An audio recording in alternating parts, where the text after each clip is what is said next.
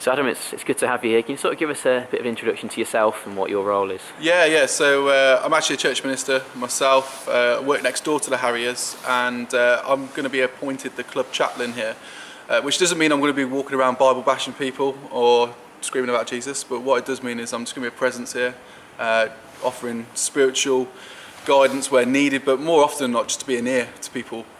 Football's a stressful business, and it can be a business of highs and lows.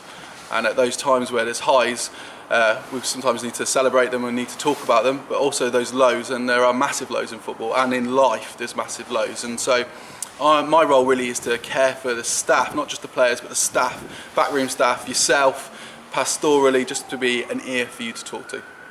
And as you say, sort of those sort of difficult times, it's good to have someone there as someone to go and talk to, and that's sort of the role you're going to fill. Yeah, that's exactly right. I mean, it may be that one of the players after a game of struggling, going home, and maybe find out they've had a family calamity or death or something like that, and actually who do they turn to in those moments? It can be friends, but actually to have a chaplain there, or someone just to listen impartially, and not even to necessarily give advice, but just to speak to. That's what my role will be more often than not.